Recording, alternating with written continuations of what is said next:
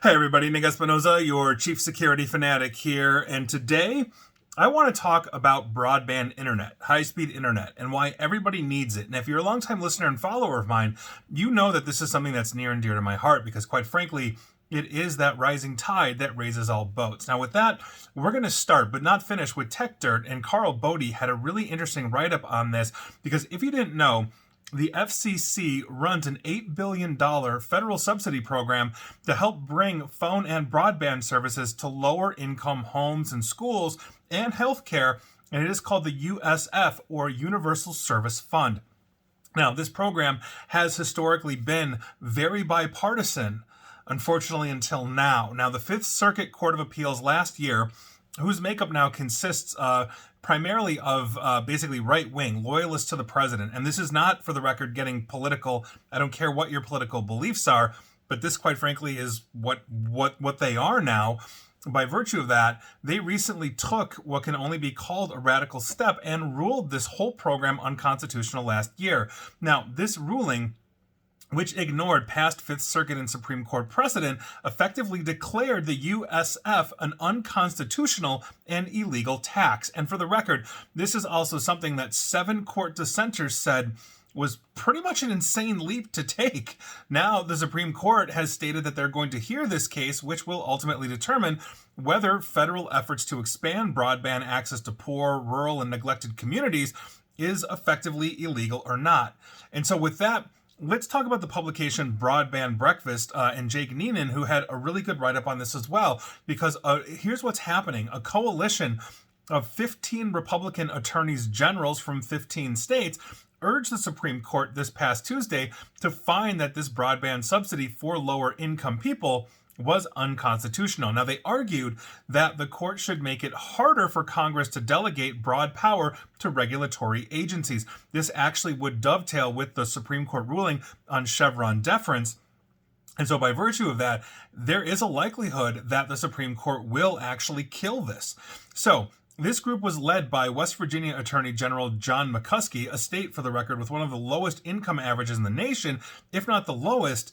So this program directly benefits his voters, and now essentially it's going to directly impact them, if they take it away. In fact, in the states that joined the filing, these 15 states, companies in these states received more than $1.6 billion for rural networks alone just in 2023. And so the attorney generals wrote in an amicus brief, and I quote, "Yes, the Universal Service Fund serves some important purposes, but those purposes cannot trump constitutional precepts."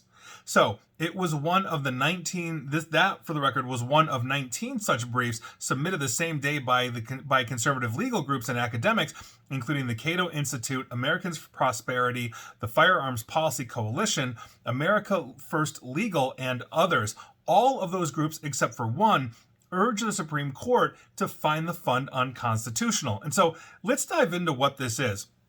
First things first, the Universal Service Fund buoys 4 broadband subsidies that support building and maintaining rural networks and internet discounts for low-income households, schools, and libraries, as well as healthcare centers in those affected areas.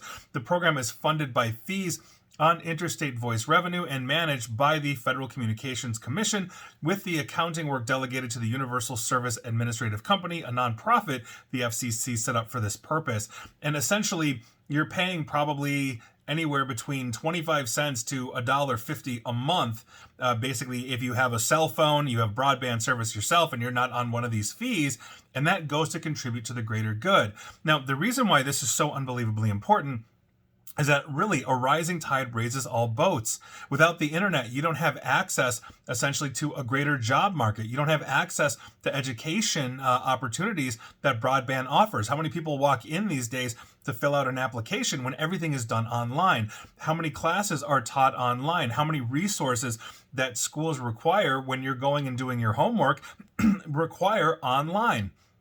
If that is gone, we are essentially leaving a poorer segment, a lower income segment of society vulnerable to being left behind as technology continues to advance.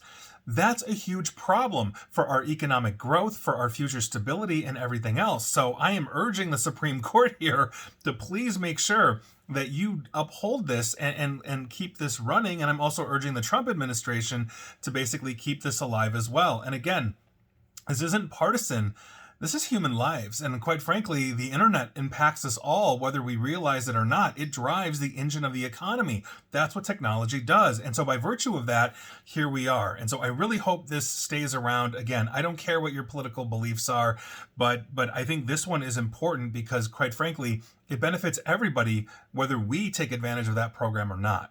And please like, share, follow me here on Facebook and Twitter at NickAESP. And please feel free to subscribe to me at YouTube as well. And as always, stay safe, stay online, and please attempt to stay private. Thanks, everybody.